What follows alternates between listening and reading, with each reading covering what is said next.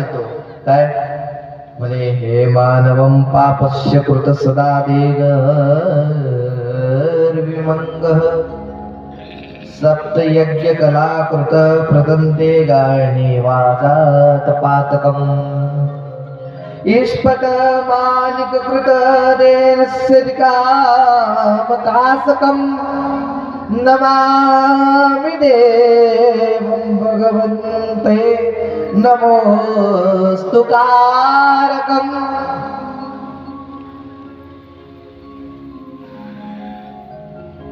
तर महाराज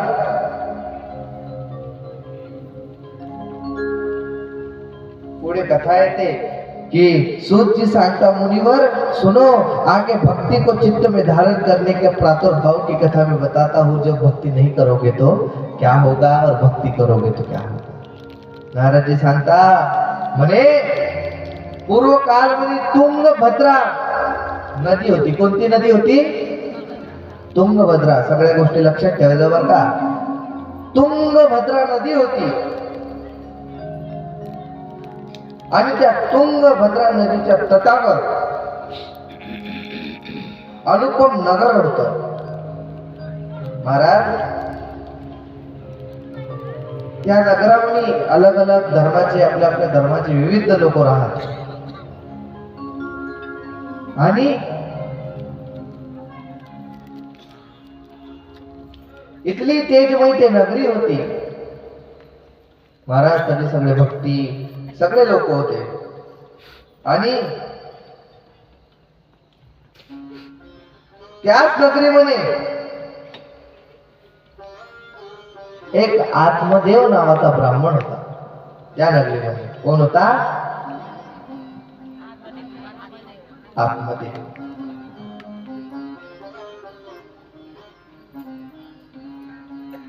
तो आत्मदेव नावाचा ब्राह्मण होता आणि त्याची एक धर्मपत्नी होती.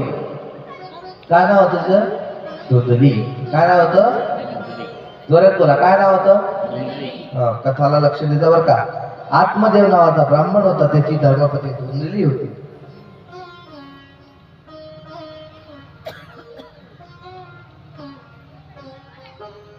धुंदली जे त्याची धर्मपत्नी होती महाराज, अडेल पत्नी होती. म्हणजे जे तिला पाहिजे ते पाहिजे. आता पहिले धुंदली होती. अडी एखादी काय का धुंदली? धुंदला. हा, तर धुंदली होती. पहिले महाराज धर्मपत्नी होत. आता माझ्या खात्याचं साथ आहे. काय महाराज? पहिले धर्मपत्नी राहिले, मग धर्मपत्नीहून पत्नी झाली आणि मग पत्नीहून वाईफ झाली. काय? धर्मपत्नीहून आणि वाईफहून झाली मिसेस. काय झाली? मिसेस.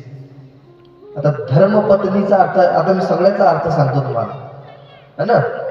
हे धुंदली बी त्याच विचारली होती.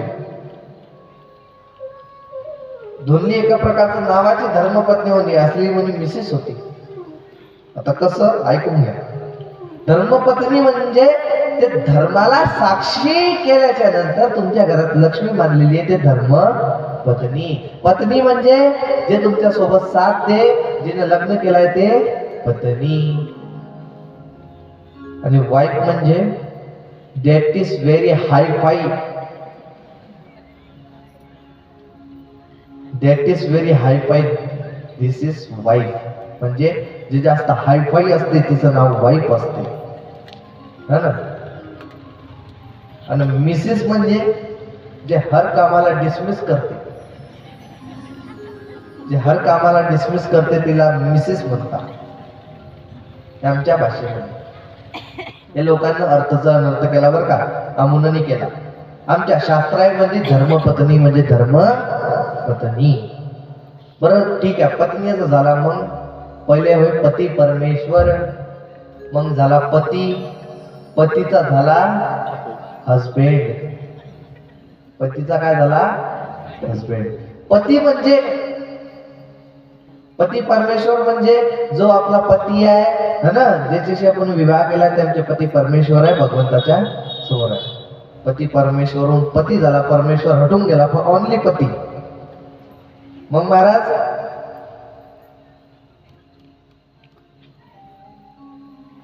पतीच्या नंतर झाला मिस्टर.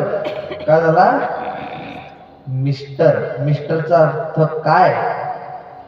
जो मिसच्या समोर टरटर करत त्याला म्हणता मिस्टर. जो मिस म्हणजे मिसेस तिच्या समोर करत नाही त्याला म्हणतात मिस्टर. मग मिस्टरचा झाला हजबेंड. हजबेंड कोणाला म्हणता तेही ऐकून घ्या. ज्याच्या घरची बाई ज्याचा हसून हसून बँड वाजवते. ज्याच्या घरची बाई ज्याचा हसून हसून बँड वाजवते ते त्याला म्हणते हस बँड. आला का हसबँडचा मतलब समजमध्ये? ज्या माणसाचा हसून हसून घरी बँड वाजतो, काय हसून हसून बँड वाजवणारी तिला म्हणता हसबँड. जिसका बजता है हंस हंस के बैंड उसको कहते हैं हसबैंड. तुमच्या घरी हसबँड नाही ना? धर्म आपले पती परमेश्वरला. तुमच्या घरी मिसेस नाही ना? धर्मपत्नी आहे ना? आहे की नाही आहे? ते तरी बोलताय पण तुम्ही बोलता नाही आहे की नाही आहे? आहे ना? हा तेच म्हटलं बाबा, आहे की नाही आहे. तर असे हसबँड झाला.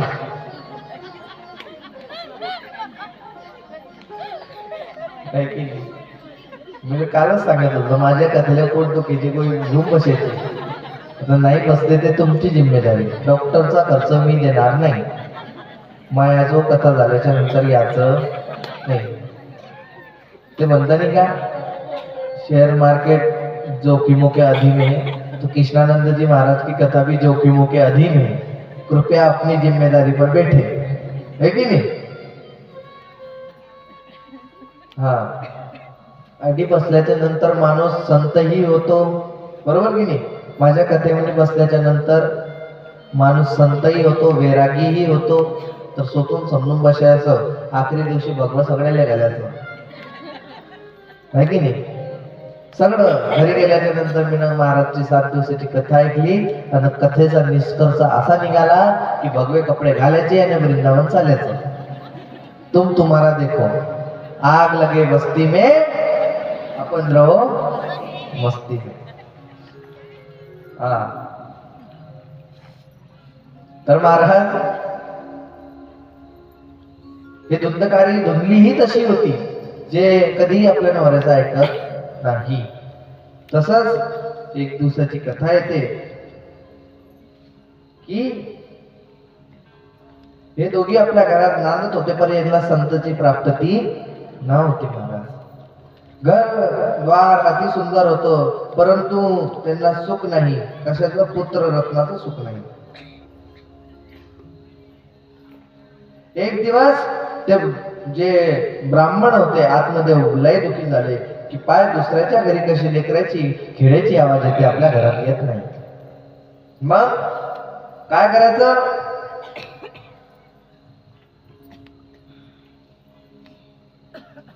तर महाराज त्या बाईला सांगतो आपल्या घरातही पाहिजे. तो घरातून निघाला दुखी मनाचा, एका जागेवर बसलेला होता ना. जागेवर बसलेला होता, दुखी होता. एक संन्यासी महात्मा त्याच्या जवळून प्यास कम व्याकुल होता. महाराज कथा सांगते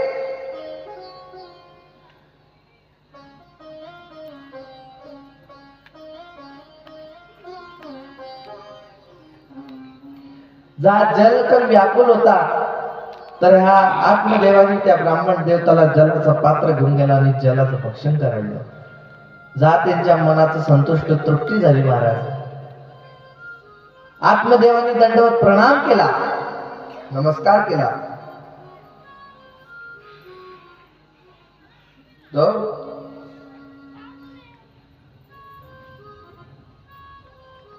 त्या संन्यासीने विचारलं, म्हणे हे ब्राह्मण देवता तू इथला दुखी काय? म्हणे काय झालं? तर म्हणे महाराज मला हर गोष्टीचं सुख आहे पण मला पुत्ररत्नाची प्राप्ती नाहीये. म्हणजे असं महाराज,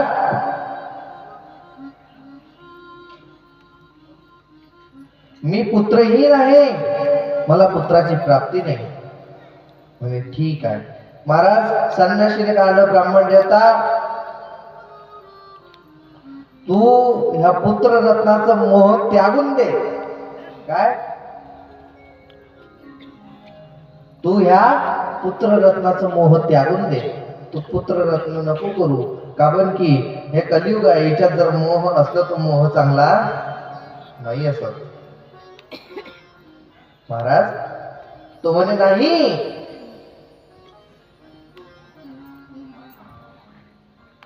मला पुत्र रत्न पाहिजे. मग महाराज जहा त्याला समजवलं की आई पुत्र पुत्र करू नको, कोणी कोणाचं नसते, तू तुझी भक्ती कर. बाकी आत्मदेवला ऐकलं नाही. त्या संन्यासाने सांगलं मी तुला शक्ती देतो, भक्ती देतो, भक्ती कर. पण आत्मदेव म्हणाला मी विवेकानं भक्तीनं काय करू. मग तुम्हाला देणंच असेल तर मला पुत्र रत्न प्राप्तीसाठी आशीर्वाद द्या.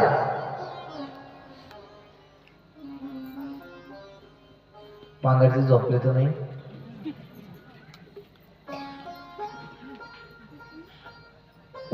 लाल साडीवाली मी माय.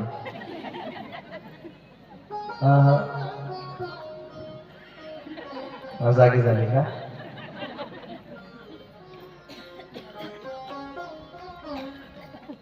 असं झोपायचं नाही बाबा. एवढे मोठे कथेचं अरेंजमेंट करताना तुम्ही झोपून जाता. मग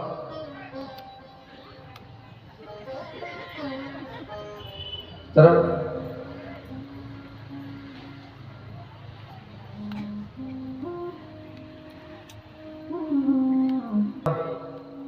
एक सिंपल भाषेमध्ये समजावतो. एक दंपतीचं जोड आपल्या रूम मध्ये झोपलेलं होतं. काय? माणूस खूप दमून गेला होता, तो झोपलेला होता. रात्र झाली, रात्रीचे 10 वाजले.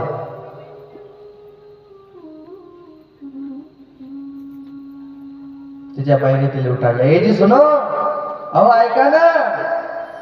तो कसा मसा उठला. अरे ऐका ना, मी काय सांगतो जपू दे ना. अरे ऐका ना. उठला. म्हणे सांग. म्हणे आपल्याला बाळ होईल ना.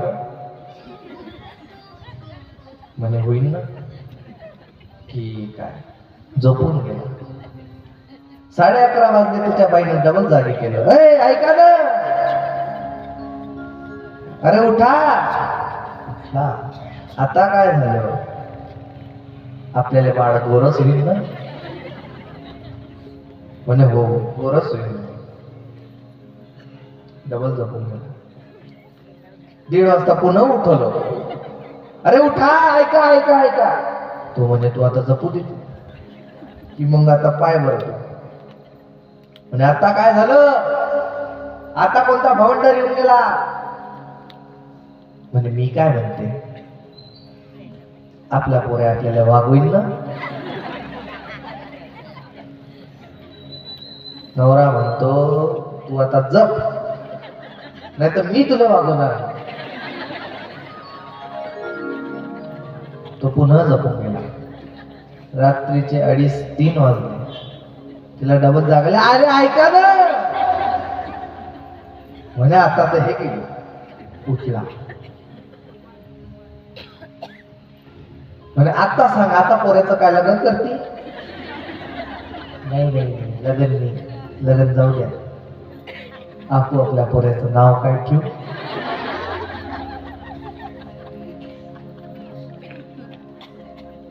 तो म्हणे बस आता लय झालं, मी दमलो. आता जपू दे. आता जर तू उठाडलं तर तू आहे ना ह्या शब्द बरा पाडायला.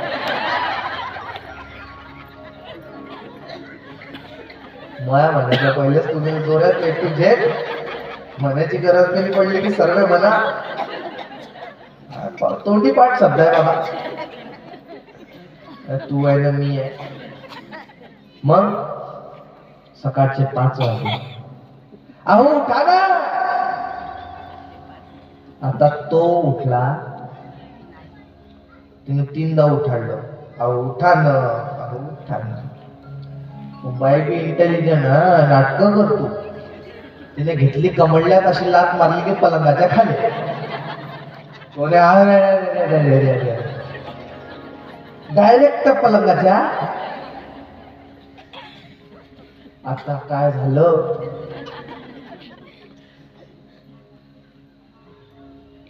आपल्याला पोऱ्या तर होईल ना. पोर कधी झाली तर महाराज, तो माणूस सकाळी उठला, अंगण धुतलं, घर संसार सोडून चालला गेला. का ब चालला गेला याच्या मागेचं महत्व आहे का? त्याला वैराग्य समजून आलं. कसं म्हणे, पोऱ्याच्या बारेमध्ये विचार केला तर रात्रभर झोप नाही आणि वरून एक लात खायला भेटली. जर खरंच पोऱ्या झालं तर काय काय होईल. ऐकजा, कथा श्रवण करा बरं का. पोऱ्याचा विचार केला. काय केला? फक्त विचार केला तर रात्रभर झोपू दिलं मी. म्हणजे कलियुगाने म्हणा, जे काही म्हणा, पुत्राचा फक्त विचार केला तर रात्रभर झोप लागली आणि वरून एक लाट पण खावा लागली. जर खरंच पोरगा झाला, खरंच आपल्याला मूळबार झालं, त्याला असं वाटलं आपलं जर खरंच झालं तर जीवनात किती कष्ट आणि किती होईल याच्यापेक्षा त्याला समजून आलं. भगवंताने बराबर सांगितलं, संन्यास घ्या पर सुखी राहा. महाराज सकाळी उठला आणि त्याने डायरेक्ट संन्यास घेतला. आलं समजमध्ये? त्यानं फक्त पुत्ररत्नाची कामना केली होती तरी त्याला इथले कष्ट भोगावे लागले. त्यानं सोचलं जर आपल्याला पुत्र झाला तर कितले कष्ट आपल्याला भोगावे लागते. माझी कथा अशीच आहे, विनोदापासून काही ऐकायला भेटेल है ना. आलं लक्षात की भाई ज्यादा चाह किसी में मत रखो. काय? जास्त मनातली इच्छा, जास्त कोणात भाव, जास्त कोणाशी प्रेम ठेवू नका. क्योंकि ज्यादा प्यार आपको आगे चल के दुख देता है और दुख के अलावा कुछ भी नहीं देता. ध्यान में रख लेना, ज्यादा प्यार आपको दुख ही देगा, दुख के अलावा और कुछ भी नहीं देगा.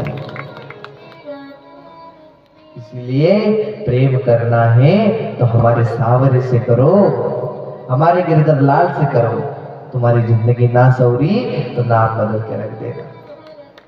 क्योंकि हमारे गिरधर से जो नाता जोड़ता है, कहते ना, हे जन्म जन्म का साथ है हमारा तुम्हारा, हमारा तुम्हारा. इनसे जन्म जन्म का साथ है, बाकी मिलाना आपके हाथ. कथा कुठे चालत होती? पुत्र रत्न मागत होता संन्याशीला, म्हणे फळ घे. काय? हे फळ घे म्हणे, जाऊन तुझ्या स्त्रीला खाऊ घाल. तर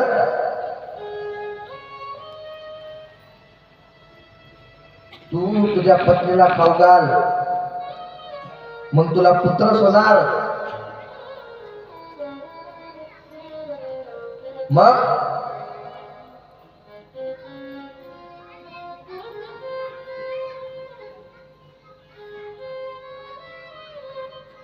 फळ दिलं, पण फळासोबत काही नियमही दिले महाराज.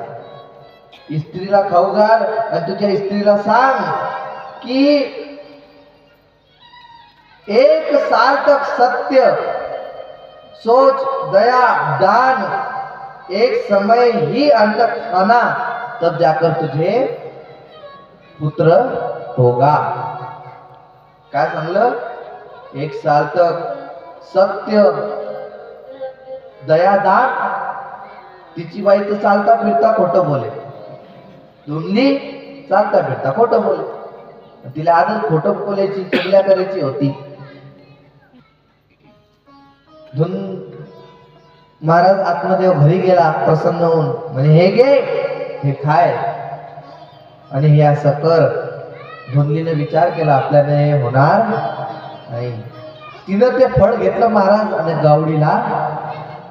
आता घरच्या माणसाला वाटायला पाहिजे की आपण ते फळ खाल्लाय, तर तिनं गर्भवती व्हायचं नाटक करून तिच्या बहिणीच्या घरी मायके चली गई, माहेरी चालली गेली.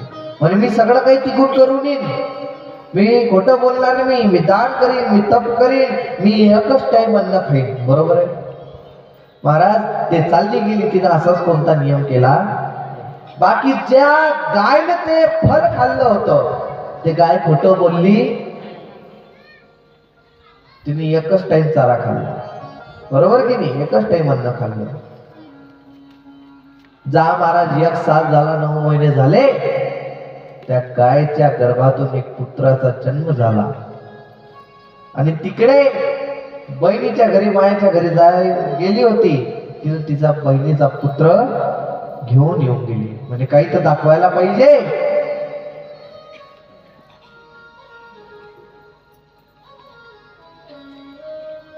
आणल्याच्या नंतर महाराज ज्या गायच्या गर्भामधून त्या मुलाचा जन्म झाला, त्या मुलाचं नाव ठेवलं गौकर्ण. का ठेवलं? कारण की त्याचे कर्ण गौवाणी होते, म्हणून त्याचं नाव पडलं गौकर्ण महाराज. आणि जे तिनं तिच्या मायेच्या घरून बाळ आणलेलं होतं, त्या बाळाचं नाव तिच्याच नावावर पडलं. काय? धुंडली तर तिच्या मुलग्याचं नाव धुंडकारी. महाराज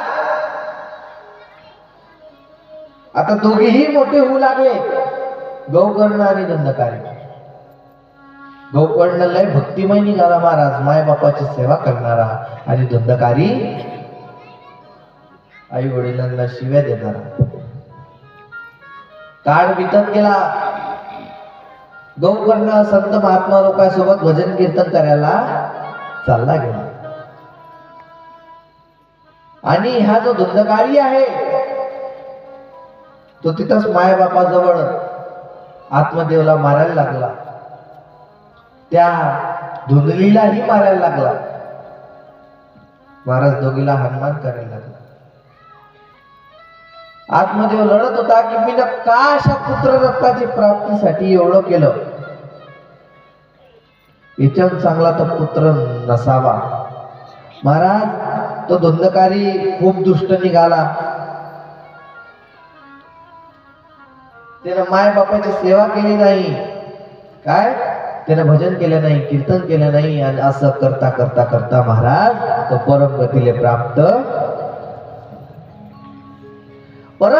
प्राप्त झाल्याच्या नंतर तो प्रेत योनीमध्ये पडला. कोणत्या योनीमध्ये पडला? जोरात बोला, कोणत्या? प्रेत योनीमध्ये. आणि जहा हे खबर त्याच्या भाऊला म्हणून पडलं. कोणाला? गौकर्णाला, की आपल्या भावाचं निधन झालेलं आहे. महाराज गौकर्ण आला, त्याच्या माय बापाची खूप सेवा केली. सेवा करायच्या नंतर आता गौकर्ण महाराजांना असा आभास झाला की आपला भाऊ प्रेत योनीमध्ये पडलेला आहे.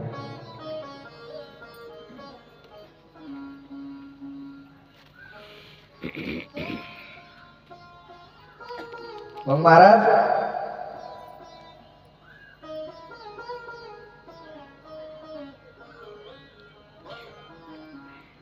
रात्रीच्या समयी गौकर्ण महाराज झोपले होते, तो प्रेत योनी म्हणला धुंडकारी जोरात जोरात लढत होता. गौकर्ण महाराज आले आणि गौकर्णाने विचारलं, तू कौन है? रात्रि के समय से भयानक रूप में क्यों दिख रहा है? तेरी यह दशा कैसे हुई? तू कौन है? तू प्रेत है, पिशाच है, भूत है, राक्षस है, तू है कौन? महाराज का आवाज आला, मैं और कोई नहीं, तेरा ही भाई हूं धुंडकारी. कौन हूं? मेरा नाम धुंडकारी है. मैं अपने दोषों और अपना ब्राह्मणत्व नष्ट कर दिया. मेरे पापों की गिनती नहीं हो सकती. मैंने मेरे माँ बाप को बहुत दुख दिया, बहुत दर्द दिया. अच्छा, मैं वही धुंधकारी हूं और मेरे कर्मों के फल कारण मैं प्रेत योनि में पड़ा। गोकर्ण महाराज म्हणता, भाई मुझे इस बात का बड़ा आश्चर्य है, मैंने तुम्हारे लिए विधि पूर्वक गया जी में पिंडदान किया, फिर भी तुम प्रेत योनि से मुक्त नहीं हुए। यदि गया जी श्राद्ध में तुम्हारी मुक्ति नहीं हुई तब इसका कोई तो उपाय निश्चित होगा। मैं तुझसे हाथ जोड़ता हूं, निश्चित खुलकर कहे कि मैं वो उपाय कर पाऊ। महाराज, जर कोणी प्रेत योनीमध्ये पडलं असलं, गयामध्ये पिंडदान कितीही केले तरी त्याची मुक्ती होत नाही, मग तो काय सांगतो, म्हणे मेरी भक्ति सैकड़ों गया श्राद्ध करने से भी मेरी मुक्ती नहीं होगी। कोण सांगतो महाराज? हे भागवतामध्ये लिहिलेलं आहे। धुंधकारी सांगतो की तुम्ही सैकड़ों गयामध्ये दान करा, पिंडदान करा, माझी मुक्ती होणार। मग महाराज तो सांगतो, आता याचा काहीतरी उपाय काढला। दोघी भावांनी शोध काढला आणि लक्षात आलं की एक महापुराण नावाचा ग्रंथ आहे, त्याचं नाव श्रीमद भागवत आहे आणि ते श्रीमद भागवताचं वाचन ऐकल्याच्या नंतर प्रेत योनी मुनी मुक्ती होते। मग महाराज प्रेत योनी म्हणून मुक्ती होते, तर गोकर्ण महाराजांना 7 दिवसाचं श्रीमद भागवत कथेचं आयोजन केलं। मग म्हणे, आता तू बसून ऐकणार कुठं? काय तू बसून ऐकणार कुठं?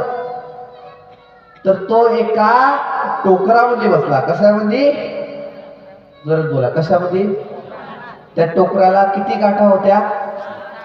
7 गाठाच्या टोकरामध्ये महाराज तो बसला। कोण बसला? धुंधकारी। आणि 7 दिवसाच्या त्या भागवतेला त्याने निश्चिंत मनापासून श्रवण केलं। पहिल्या रोजी पहिली गाठ खुलली, दुसऱ्या रोजी दुसरी खुलली, तिसरी खुलली, चौथी, 5वी, 6वी, 7व्या दिवशी महाराज पुरा टोकर बिगर गाठायचा होऊन गेला आणि बिगर गाठायचा आपल्या इथेही टोकरला गेला, तिकडे त्या टोपी रुमाल बरोबर।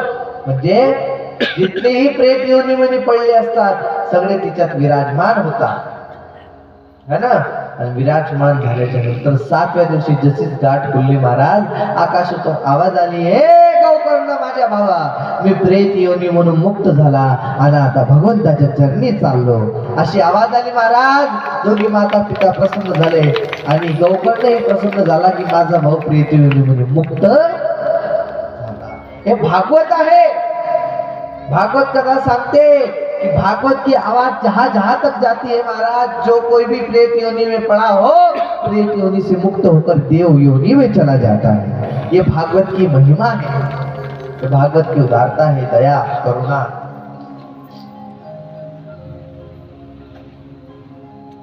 आणि काय सांगतो भगवंताले आपलं म्हणाल, भागवत हमारी है। काय जर भगवंताले आपलं म्हटलं तर भगवंत मी म्हणतो मी तुमचा आहे, बरोबर की नाही?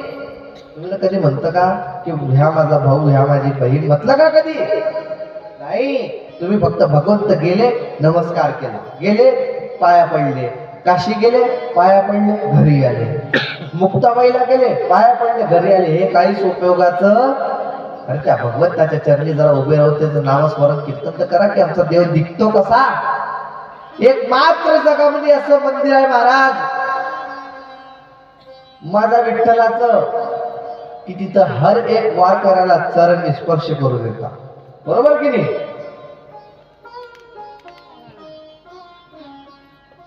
आणि एक मात्र असं मंदिर आहे या जगामधलं की तो भक्ताची रज आपल्या कपाळावर बुक्का म्हणून लावतो, तो आमचं विठू तुकोबरायचं मंदिर आहे महाराज। ते आमच्या विठ्ठलाचं मंदिर आहे। याच्या कारण सांगतो, देवाला सांगा ना की भगवंत ह्या जगामध्ये फक्त सांगायचं बरं, तसं करा बी, नाही तर महाराज न म्हटलं सांगा तर फक्त सांगत बसतात, सांगने से कुछ नहीं होता, सांगो तो सांगो करो भी, है ना। भगवंताला सांगा म्हणजे भगवंताशी बोला, भगवंत तू आमचा आहे, हम तुमचे आहे, सांगो भगवंत को। आमचे हिंदी आणि मराठी मिक्स झाल्यावर असा शब्द बनतो, है ना। जेव्हा कोणाची हिंदी मराठी, जहा कोणी मराठी माणूस हिंदी बोलतो, जहा कोणी हिंदी माणूस मराठी बोलतो, तर अशा शब्दांचा निर्माण होतो. म्हणजे काय? सांगो. हम तुमको सांगते, तुम हमको सांगो. हमको नहीं, भगवान को सांगो, है ना.